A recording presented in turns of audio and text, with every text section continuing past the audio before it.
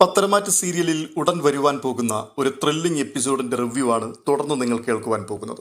അനാമികയുടെ അനന്തപുരിയിലെ അഴിഞ്ഞാട്ടം അതിന്റെ അത്യുന്നത അവസ്ഥയിലെത്തിയപ്പോൾ അപ്രതീക്ഷിതമായി സംഭവിച്ച തിരിച്ചടികളുടെ മുമ്പിൽ അനാമിക ഇപ്പോൾ മൂക്കുകുത്തി വീണിരിക്കുകയാണ്. എന്നുവെച്ചാൽ ദേവയാനി സർവവും പൊളിച്ചടുക്കിയിരിക്കുന്നു. ഉച്ചതേച്ച കൈ തന്നെ ഉദകക്രിയയും ചെയ്തു എന്ന് പറയുന്നത് പോലെ നയനയോടുള്ള അമർഷ നിമിത്തം സ്വർണ്ണാഭരണങ്ങൾ ആവശ്യത്തിലധികം നൽകി അനാമികയെ സന്തോഷിപ്പിക്കുകയും ഇതാണ് എന്റെ യഥാർത്ഥ മരുമകൾ എന്ന് പറഞ്ഞ് തന്നോട് ചേർത്ത് നിർത്തി സ്നേഹം വാരിക്കോരി നൽകുകയും ചെയ്ത അനാമിക ഇപ്പോൾ ആ അനാമികയെ പൂട്ടുവാൻ ദേവയാനി തന്നെ മുന്നിട്ടിറങ്ങിയിരിക്കുകയാണ്. അതിന്റെ ആദ്യത്തെ പടി എന്ന വണ്ണം തന്റെ ഗർഭത്തെ ഒറ്റ നിമിഷം കൊണ്ട് ദേവയാനി പൊളിച്ചടുക്കി. എന്നാൽ തൽക്കാലത്തേക്ക് അനന്തപുരിയിൽ വലിയൊരു സംഘർഷമുണ്ടാകേണ്ട എന്ന് കരുതി മറ്റാരും അറിയാതെ അനാമികയെ നയത്തിൽ വീടിന്റെ പുറത്തേക്ക് കൂട്ടിക്കൊണ്ടുപോവുകയും നയനയും നവ്യയും ദേവയാനിയും കൂടിയാണ് ഈ കള്ളക്കളികൾ മുഴുവൻ പൊളിച്ചടുക്കുകയും ചെയ്തത്. കൂട്ടത്തിൽ താൻ ഏറ്റവും അധികം സ്നേഹിച്ച മരുമകളുടെ കരണത്ത് ദേവയാനി രണ്ട് പൊട്ടിക്കുകയും ചെയ്തിട്ടുണ്ട്. ഇതൊക്കെ കിട്ടിക്കഴിഞ്ഞപ്പോഴേക്കും അനാമികയ്ക്ക് പിടിച്ചു നിൽക്കുവാൻ കഴിയാതെ വരികയും ഒടുവിൽ സത്യാവസ്ഥകൾ തുറന്ന് സമ്മതിക്കേണ്ടിയും വന്നു. തുടർന്ന് ദേവയാനിയുടെ ഉത്തരവുകൾക്കനുസരിച്ചല്ലാതെ ഇനി ചലിക്കാൻ പാടില്ല എന്നുള്ള കണ്ടീഷനോടുകൂടി അനാമികയെ ഇപ്പോൾ അനന്തപുരിയിലേക്ക് വീണ്ടും മടക്കിക്കൊണ്ടുവന്നിരിക്കുകയാണ്. ഇതോടെ മല പോലെ വന്നത് എലി പോലെ പോയി എന്നുള്ളൊരു വലിയ സന്തോഷത്തിലാണ് നവ്യ. എന്നാൽ നയനയ്ക്കാകട്ടെ അനാമികയോട് കുറച്ച് കരുണ കാണിക്കണം എന്നുള്ളൊരു താല്പര്യമുണ്ട്. പക്ഷേ ദേവയാനിയോട് അത് തുറന്നു പറയാനുള്ള ധൈര്യവുമില്ല.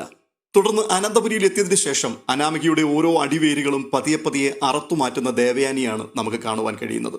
അത്തരത്തിലുള്ള ഒരു കിടിലൻ എപ്പിസോഡിന്റെ റിവ്യൂ ആണ് തുടർന്ന് നിങ്ങൾ കേൾക്കുന്നത്. അതിനു മുൻപായി ഈ ചാനൽ ഇതുവരെയും നിങ്ങൾ സബ്സ്ക്രൈബ് ചെയ്തിട്ടില്ലെങ്കിൽ സബ്സ്ക്രൈബ് ചെയ്യുകയും ഈ വീഡിയോ നിങ്ങൾക്ക് ഇഷ്ടപ്പെട്ടാൽ ലൈക്ക് ചെയ്യുകയും ചെയ്യാൻ മറക്കരുത് എന്ന് പ്രത്യേകം ഓർപ്പിക്കുന്നു. അനന്തപുരിയിലേക്ക് സർവവും നഷ്ടപ്പെട്ട് മടങ്ങിയെത്തിയ അനാമിക ഇപ്പോൾ എന്തു ചെയ്യും എന്നോർത്ത് വല്ലാത്ത ആധിയിലും വ്യാധിയിലുമൊക്കെയാണ്. ഈ കാര്യങ്ങളൊക്കെ തൻ്റെ അച്ഛനോടും അമ്മയോടും തുറന്നു പറഞ്ഞേ പറ്റൂ തനിക്ക്. പക്ഷേ ഈ വാർത്തകൾ ഇരുചെവി അറിയാൻ പാടില്ല എന്നുള്ള ഒരു അന്ത്യശാസനവും ദേവയാനി നൽകിയിട്ടുണ്ട്. അതുകൊണ്ട് തന്നെ ഉറക്കമില്ലാത്ത രാത്രികളിലേക്ക് അനാമിക തള്ളി വീഴ്ത്തപ്പെടുവാൻ പോവുകയാണ്. ഒടുവിൽ സ്വസ്ഥത നഷ്ടപ്പെട്ട ഒരു നിമിഷം അനാമിക ദേവയാനിയുടെ കാരുണ്യത്തിനു വേണ്ടി കേണപേക്ഷിക്കുവാൻ ദേവയാനിയുടെ മുറിയിലേക്ക് തന്നെ എത്തുകയാണ്. അവിടെ വെച്ച് അനാമികയുടെ തലവെട്ടം കണ്ടപ്പോൾ തന്നെ ദേവയാനി ചോദിക്കുകയാണ്, എന്താ, എന്തിനാ വന്നത്? വലിയമ്മ എന്നോട് ക്ഷമിക്കണം. ജീവിതത്തിൽ ഓർമ്മ വെച്ച നാൾ മുതൽ വേദനകളും പ്രതിസന്ധികളും മാത്രം അനുഭവിച്ചു വളർന്നൊരു പെൺകുട്ടിയാണ് ഞാൻ. എന്നെങ്കിലും ഒരിക്കൽ ഒരു നല്ല ജീവിതം ഉണ്ടാകും എന്ന് സ്വപ്നം കണ്ടുകൊണ്ടാണ് ഞാൻ ഇത്രയും കാലം ജീവിച്ചത്. അനിയുമായിട്ട് ഒരു സൗഹൃദമുണ്ടാക്കുകയും അത് വിവാഹത്തിലേക്ക് കൊണ്ടുവന്നെത്തിക്കുകയും ചെയ്തതൊക്കെ അതിൻ്റെ ഭാഗമായിട്ടാണ്.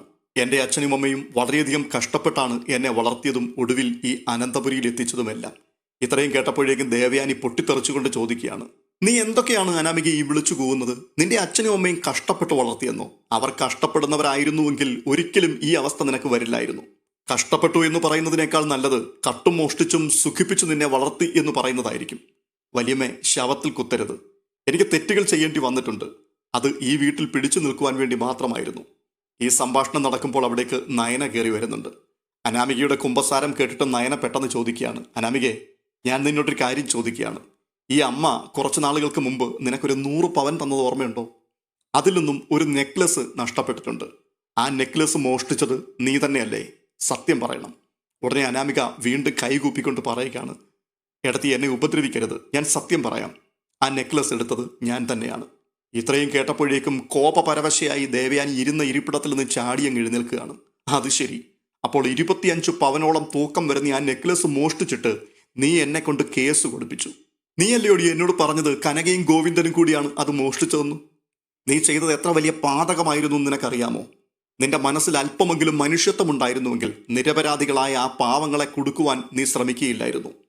ആദർശമോൻ നിർബന്ധിച്ച ആ കേസ് എന്നെ കൊണ്ട് പിൻവലിപ്പിച്ചില്ലായിരുന്നുവെങ്കിൽ തീർച്ചയായിട്ടും ആ പാവങ്ങളെ ജയിലിലടയ്ക്കുമായിരുന്നു. നീയും അത് തന്നെയായിരുന്നു ആഗ്രഹിച്ചത്. നിന്നെ ഭൂമിക്ക് മുകളിൽ ജീവനോടെ വെച്ചു വാഴിക്കാൻ പാടില്ലാത്തതാണ്. അത്ര വലിയ പാതകങ്ങളാണ് ഈ ചെറിയ പ്രായത്തിൽ തന്നെ നീ ചെയ്തു കൂട്ടിയത്. അനന്തപുരി തറവാട്ടിലേക്ക് ഇത്രയും ക്രിമിനൽ മൈൻഡുള്ളൊരു പെൺകുട്ടി എങ്ങനെ വന്നു കയറി എന്നുള്ളത് എനിക്ക് ഒരു വിധത്തിലും ചിന്തിച്ചിട്ട് പിടികിട്ടുന്നില്ല. തുടർന്ന് ദേവയാനി ചോദിക്കുകയാണ്, എന്നിട്ട് ആ നെക്ലസ് നീ എന്ത് ചെയ്തടി? നീ എവിടെ ഒളിപ്പിച്ചു? അച്ഛനെയും അമ്മയും വിളിച്ചു വരുത്തി അന്ന് തന്നെ നീ അവിടുന്ന് കടത്തി അല്ലേ? നയനയും നവിയും പല ആവർത്തി എന്നോട് പറഞ്ഞതാണ്, ആ നെക്ലസ് മോഷണം പോയ ദിവസം ഇവിടെ വന്നത് നിന്റെ അച്ഛനും അമ്മയും മാത്രമാണ്. പക്ഷേ അവരോടുള്ള വിരോധം കൊണ്ട് ഞാനതിന് ചെവി കൊടുത്തില്ല. നിന്നെ അത്രമാത്രം ഞാൻ വിശ്വസിച്ചു. അല്ല, നീ അത്രമാത്രം എന്നെ വിശ്വസിപ്പിച്ചു. നീ നിഷ്കളങ്കയും സത്യസന്ധയുമാണെന്ന് ഞാൻ അങ്ങ് കരുതിപ്പോയി. ഇനിയിപ്പോൾ എനിക്ക് അതിനേക്കാൾ സുപ്രധാനമുള്ള മറ്റൊരു കാര്യം അറിയാനുണ്ട്. ഞാൻ വീണ്ടും മരണത്തിൽ നിന്നും ജീവനിലേക്ക് വന്നിരിക്കുന്ന ഒരു സ്ത്രീയാണ്. എനിക്കൊരു പുനർജന്മമാണ് ഇപ്പോൾ ഈ ലഭിച്ചിരിക്കുന്നത്. എൻ്റെ ഈ ജീവിതത്തിൻ്റെ പ്രധാനപ്പെട്ട ആണിക്കല്ല് ഈ നിൽക്കുന്ന എൻ്റെ നയനമോളാണ്. അവളുടെ കരളാണ് എൻ്റെ ഉള്ളിൽ ഇപ്പോൾ ചലിച്ചുകൊണ്ടിരിക്കുന്നത്. അവളുടെ ജീവനാണ് എന്നിൽ പ്രവർത്തിച്ചു കൊണ്ടിരിക്കുന്നത്. അതേപ്പറ്റി തന്നെയാണ് എനിക്ക് അറിയാനുള്ളതും. എനിക്ക് കുടിക്കുവാൻ തന്ന പാലിൽ നീയല്ലേടി വിഷം കലർത്തിയത്? ഇത്രയും കേട്ടപ്പോഴേക്കും അനാമിക ഞെട്ടിത്തരിക്കുകയാണ്. അയ്യോ അയ്യോ വലിയമ്മ, അങ്ങനെയൊന്നും പറയരുത്, ഞാനല്ല അങ്ങനെയൊന്നും ചെയ്തിട്ടുള്ളത്. ഈ വാക്കുകൾ കേട്ടുകൊണ്ട് പെട്ടെന്ന് നവ്യ അവിടേക്ക് കയറി വരുന്നു. ഉടനെ നവ്യ ചോദിക്കുകയാണ്, നീ അല്ലെങ്കിൽ പിന്നെ ആരാടി അത് ചെയ്തത്? നിന്റെ അമ്മയാണോ? സത്യങ്ങളെല്ലാം എനിക്കറിയാം. അത് വെളിപ്പെടുത്തുവാനുള്ള ഒരവസരത്തിന് വേണ്ടി ഞാൻ കാത്തിരിക്കുകയായിരുന്നു. നിന്റെ കാര്യം മാത്രമല്ല, നിന്റെ അച്ഛൻ്റെയും അമ്മയുടെയും എൻ്റെ അമ്മായിയമ്മയുടെയും ഭർത്താവിൻ്റെയും ഒക്കെ അനവധി രഹസ്യങ്ങൾ ഞാൻ സൂക്ഷിച്ചു വെച്ചിട്ടുണ്ട്. എല്ലാറ്റിനുമുള്ള സമയം ദേ ഇപ്പോൾ വന്നുകൊണ്ടേയിരിക്കുകയാണ്. അതുകൊണ്ട് സത്യം നീ നിന്റെ നാവ് കൊണ്ട് തന്നെ പറയണം. ഞങ്ങൾക്കത് കേൾക്കണം. പറയടി, ആരാണ് അമ്മായിക്ക് കുടിക്കുവാനുള്ള പാലിൽ വിഷം കലർത്തിയത്? നവ്യയുടെ ഈ ചോദ്യം ചെയ്യൽ കേട്ടപ്പോഴേക്കും അനാമിക വല്ലാതെ അങ്ങ് പരുങ്ങുകയാണ്. എന്നിട്ട് അനാമിക പറയുകയാണ്, ഞാൻ ഒരിക്കലും വലിയമ്മയ്ക്ക് വിഷം തന്നിട്ടില്ല. അപ്പോൾ വീണ്ടും നവ്യ പറയുകയാണ്, അതെനിക്കറിയാം, നീ വല്യമ്മയ്ക്ക് വിഷം കൊടുത്തിട്ടില്ല എന്ന് എനിക്ക് നന്നായിട്ടറിയാം. പിന്നെ നീ ആർക്കാടി വിഷം കൊടുത്തത്? അത് ഏട്ടത്തി, എടി എനിക്കറിയാം, നീ ആ വിഷം കലർത്തിയ പാല് എൻ്റെ കുഞ്ഞിനും എനിക്കും വേണ്ടി ആയിരുന്നില്ലേ തയ്യാറാക്കിയത്? നിനക്ക് എന്നോടുള്ള പക അതെനിക്ക് നന്നായിട്ടറിയാം. കാരണം നീ കള്ളിയാണ് എന്ന് ഈ വീട്ടിൽ ആദ്യമായി മനസ്സിലാക്കിയത് ഞാനാണ്. നിന്റെ കള്ളത്തരങ്ങളെക്കുറിച്ച് ആദ്യമായിട്ട് സംസാരിച്ചതും ഞാനാണ്. അതുകൊണ്ട് തന്നെ എന്നെ ഈ തറവാട്ടിൽ നിന്ന് പുറത്താക്കുവാൻ വേണ്ടിയായിരുന്നു നിന്റെ കളി ആദ്യം ഇവിടെ തുടങ്ങിയത്. എന്നെയും എൻ്റെ കുഞ്ഞിനെയും കൊന്നു തള്ളുവാൻ വേണ്ടി നീ നിന്റെ അച്ഛൻ്റെയും അമ്മയുടെയും ആലോചന പ്രകാരം പാലിൽ വിഷം കലർത്തി. അതല്ലേടി സത്യം? ഇത് പറയുമ്പോൾ അനാമിക തല കുനിച്ചു നിൽക്കുകയാണ്, മറുപടി ഒന്നുമില്ലാതെ. അപ്പോൾ വീണ്ടും നവ്യ ചോദിക്കുകയാണ്, ഇനിയിപ്പോൾ എനിക്ക് അറിയേണ്ട അടുത്ത കാര്യം ഈ വൃത്തികേടിന് എൻ്റെ അമ്മായിയമ്മ കൂടി കൂട്ടുനിന്നിട്ടുണ്ടോ എന്നുള്ളതാണ്. അപ്പോഴും അനാമിക മറുപടി പറയാതെ നിൽക്കുകയാണ്. എടി, നിന്നോടാണ് ചോദിച്ചത്. ജലജ എന്ന എൻ്റെ അമ്മായിയമ്മ അറിഞ്ഞുകൊണ്ടാണോ നീ ഈ പാലിനകത്ത് വിഷം കലർത്തിയത് എന്ന്? അയ്യോ നവ്യടത്തി, ഒരിക്കലുമില്ല. ഞാൻ തന്നെയാണ് അത് ചെയ്തത്. പക്ഷേ അബിയേട്ടൻ്റെ അമ്മയോട് ഞാൻ പല കുറ്റങ്ങളും പറയുകയും നിങ്ങൾക്കെതിരായി പല കളികളും കളിക്കുവാൻ അബിയേട്ടൻ്റെ അമ്മ എന്നോട് കൂടെ പറയുകയും ചെയ്യുമായിരുന്നു. പക്ഷേ ഇതിനകത്ത് അവർക്ക് യാതൊരു പങ്കുമില്ല. എനിക്കെതിരെ എന്തു ചെയ്യാനാടി എൻ്റെ അമ്മായിയമ്മ നിന്നോട് പറഞ്ഞത്? അത് ഇടത്തി കുറച്ചു നാളുകൾക്ക് മുമ്പ് നവ്യേടത്തിയുടെ ഡോറിൻ്റെ മുൻപിൽ എണ്ണയിൽ ചവിട്ടി അബിയേട്ടൻ വീണത് ഓർക്കുന്നുണ്ടായിരുന്നു. അത് അബിയേട്ടൻ്റെ അമ്മയാണ് എന്നോട് പറഞ്ഞത് അവിടെ എണ്ണ ഒഴിക്കുവാൻ. ഏടത്തി ആ എണ്ണയിൽ ചവിട്ടി തെറ്റി വീഴുകയും അതോടുകൂടി വയറ്റിൽ കിടക്കുന്ന കുഞ്ഞില്ലാതാവുകയും ചെയ്യും എന്ന് പറഞ്ഞുകൊണ്ടാണ് അബിയേട്ടൻ്റെ അമ്മ എന്നെ കൊണ്ട് അങ്ങനെ ചെയ്യിച്ചത്. ഓ അത് ശരി. അപ്പോൾ കുട്ടിക്കുരങ്ങിനെ കൊണ്ട് അവർ ചുടുചോറ് വാരിക്കുകയായിരുന്നു. എടി, നിന്നെ ഇനി ഈ വീട്ടിൽ വെച്ചുകൊണ്ടിരുന്നാൽ ശരിയാവില്ല. തുടർന്ന് ദേവയാനിയുടെ മുഖത്തേക്ക് നോക്കിയിട്ട് നവ്യ ചോദിക്കുകയാണ്, ഞാൻ പറയുന്നത് ശരിയാണോ അമ്മായി? ഇവളെ ഇനി എന്തിനാണ് ഇവിടെ വെച്ചുകൊണ്ടിരിക്കുന്നത്? ഇവൾ വിഷവിത്താണ്. ഇവൾ ഈ വീട്ടിൽ തുടരുന്നിടത്തോളം നമുക്ക് സമാധാനത്തോടും സ്വസ്ഥതയോടും കൂടി ഇവിടെ ജീവിക്കാൻ കഴിയില്ല. അപ്പോൾ ദേവയാനി പറയുകയാണ്, നവ്യേ, തൽക്കാലം ഇവൾ ഇവിടെ തുടരട്ടെ. ഇവളെ കൊണ്ട് നമുക്ക് പ്രയോജനമുണ്ടാവും. അത് ഈ വീട്ടുകാർക്കല്ല, നിനക്ക് അവളെ കൊണ്ട് കൂടുതൽ പ്രയോജനമുണ്ടാകും. എന്ത്? എനിക്ക് ഇവളെ കൊണ്ട് ഉപകാരമുണ്ടാകുമെന്നോ? എന്തു പ്രയോജനമുണ്ടാകുമെന്നാണ് അമ്മായി കരുതുന്നത്? അതൊക്കെ ഞാൻ പറഞ്ഞു തരാം. നയനമോളുടെ കാര്യം ഇപ്പോൾ വളരെ സേഫാണ്. പക്ഷേ നിന്റെ കാര്യം അങ്ങനെയല്ല.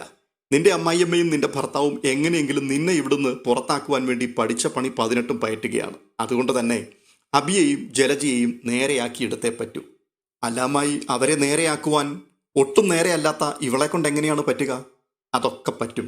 നമ്മൾ പറയുന്നത് പോലെ തുടർന്ന് ഇവൾ ചലിച്ചുകൊണ്ടേയിരിക്കും. ഇവളെ കൊണ്ട് അവരെ രണ്ടുപേരെയും ഞാൻ നേരെയാക്കിക്കും. തുടർന്ന് ദേവയാനി അനാമികയോട് പറയുകയാണ്, ഞാൻ പറയുന്നതനുസരിച്ച് നിന്നാൽ നിനക്ക് നല്ലത്. ഈ അനന്തപുരി തറവാട്ടിൽ കുറച്ചു കാലം കൂടി നിനക്ക് തുടരാം. പിന്നെ എന്തായാലും നിന്നെ ഈ വീട്ടിൽ മഹാറാണിയായി വാഴുവാൻ ഇനി ഞാൻ സമ്മതിക്കില്ല. നീ പുറത്തു പോയേ പറ്റൂ. പക്ഷെ അങ്ങനെ വെറും കൈയോടെ നിന്നെ ഞാൻ അയക്കില്ല. പറഞ്ഞ് ശിഷ്ടകാലം ജീവിക്കാനുള്ളത് തന്നു മാത്രമേ നിന്നെ ഇവിടുന്ന് പറഞ്ഞു വിടുകയുള്ളൂ. എന്നാൽ അതിനു മുൻപ് കടിച്ച പാമ്പിനെ കൊണ്ട് തന്നെ വിഷമിറക്കിക്കുക എന്ന് പറയുന്നത് പോലെ നീ ചെയ്തതിൻ്റെയൊക്കെ പ്രായച്ചിത്തം ചെയ്തിട്ട് മാത്രമേ നിനക്ക് ഇവിടുന്ന് പോകാൻ പറ്റൂ. നീ മാത്രമല്ല, ഈ നെറുകേടുകൾക്കെല്ലാം കുടപിടിച്ച നിന്റെ അച്ഛനും അമ്മയും, അവരെ കുറച്ച് പഠിപ്പിക്കാനുണ്ട്. അവരും പഠിച്ചേ പറ്റൂ. അതുകൊണ്ട് തൽക്കാലം അവരിവിടെ നടന്ന ഒരു കാര്യവും അറിയാൻ പാടില്ല. ഇന്നലെ വരെ എങ്ങനെയാണോ കാര്യങ്ങൾ പോയത് അതുപോലെ തന്നെ ഇനിയും മുൻപോട്ട് പോയാൽ മതി. ഇത് കേൾക്കുകയും അനാമിക കരച്ചിലിൻ്റെ വക്കിലേക്ക് എത്തുകയാണ്. അപ്പോൾ നവ്യ പറയുന്നു, എടി, നീ പഠിച്ച കള്ളിയാണ്. നീ കരഞ്ഞതുകൊണ്ടൊന്നും ഒരു കാര്യവുമില്ല. നീ ചെയ്തതിൻ്റെയൊക്കെ ഫലം നീ അനുഭവിച്ചേ പറ്റൂ. ഇതിനിടയിൽ മറ്റൊരു കാര്യവും കൂടി എനിക്കറിയുവാനുണ്ട്. ഇടയ്ക്ക് കുറച്ച് ഫോട്ടോസുമൊക്കെ ആയിട്ട് നിന്റെ ഒരു കാമുകൻ ഇവിടെ പ്രത്യക്ഷപ്പെട്ടിരുന്നല്ലോ. ആരാണ് അയാൾ? അവനെ പിന്നെ ഈ വഴിക്ക് കണ്ടിട്ടേ ഇല്ല. അവനെ തട്ടിക്കളഞ്ഞോ നീയും നിന്റെ അച്ഛനും കൂടി? അയ്യോ, ഏട്ടത്തി, ഞാൻ അങ്ങനെ ഒന്നും ചെയ്തിട്ടില്ല. ചെയ്യാത്ത കാര്യങ്ങളൊന്നും എൻ്റെ മേൽ അടിച്ചേൽപ്പിക്കരുതേ. ഓഹോ, ഒരു പുണ്യവതി. എടി, നന്തോട്ടനെ തട്ടിക്കൊണ്ടുപോകാൻ ഗുണ്ടകളെ അയച്ചത് നീയും നിന്റെ അച്ഛനും കൂടിയല്ലേ? അതെ, അത് ഞാനാണ് ചെയ്തത്. അപ്പോഴത്തെ സാഹചര്യത്തിൽ അങ്ങനെയൊക്കെ ചെയ്തു പോയതാണ് ഏട്ടത്തി, എന്നോട് ക്ഷമിക്കണം. നീ എന്നെ എന്തിനാടി ഏട്ടത്തി ഏട്ടത്തി ഇത് വിളിക്കുന്നത്? നവ്യെന്ന് വിളിച്ചാൽ മതി. നീ എന്നെ ഇത്രയും നാളും അങ്ങനെയൊന്നും അല്ലായിരുന്നല്ലോ വിളിച്ചിരുന്നത്. മൗനമായി കുനിഞ്ഞു നിൽക്കുകയാണ് അനാമിക ഈ ചോദ്യങ്ങളുടെയൊക്കെ മുൻപിൽ. വീണ്ടും നവ്യ ചോദിക്കുകയാണ്, പറയടി, അന്നിവിടെ വന്ന ആ ചെറുപ്പക്കാരനെ കുറിച്ച്. അവൻ നിന്റെ ആരാണ്? അപ്പോൾ അനാമിക പറയുകയാണ്, അത് എൻ്റെ കാമുകനായിരുന്നില്ല. ഞാൻ മുമ്പൊന്ന് വിവാഹം കഴിച്ചതാണ്. എൻ്റെ പഴയ ഭർത്താവായിരുന്നു അന്നിവിടെ വന്നത്.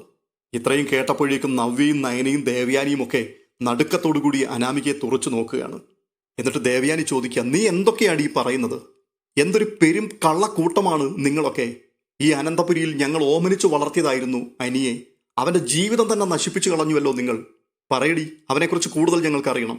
എന്തുകൊണ്ടാണ് നീ അവനെ കളഞ്ഞിട്ട് രണ്ടാമത് വീണ്ടും ഒരു വിവാഹത്തിന് വേണ്ടി തയ്യാറായത്?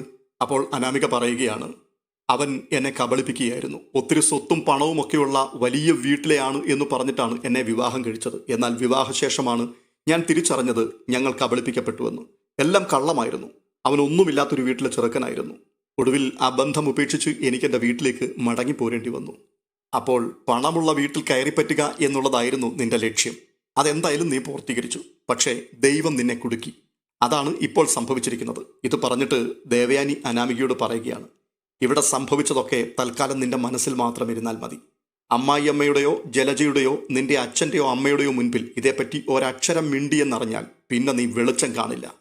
ആഭരണം മോഷ്ടിച്ചതിനും പാലിൽ വിഷം കലർത്തിയതിനും ഈ വീട്ടിൽ അന്തഛിദ്രം വരുത്തിയതിനുമെല്ലാം നിന്റെ പേരിൽ കേസ് കൊടുത്ത് ജീവിതത്തിൽ പുറംലോകം കാണാൻ കഴിയാത്ത രീതിയിൽ നിന്നെ ഞാൻ അകത്താക്കും. അത് വേണോ നിനക്ക്? അപ്പോൾ അനാമിക ഇരു കൈകളും കൂപ്പിക്കൊണ്ട് ദേവയാനിയോട് പറയുകയാണ്, വലിയമ്മ എന്തു പറഞ്ഞാലും ഞാൻ അനുസരിച്ചുകൊള്ളാം.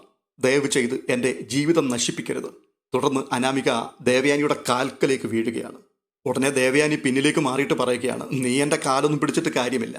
പിന്നെ ഞങ്ങൾ പറയുന്നത് അനുസരിച്ച് നിൽക്കാൻ കഴിയുമെങ്കിൽ കുറച്ച് നാൾ കൂടി നിനക്കിവിടെ ജീവിക്കാനുള്ള അവസരം തരാം. നിന്റെ ഭാവിയെ ഓർത്ത് നീ വ്യാകുലപ്പെടുകയൊന്നും വേണ്ട.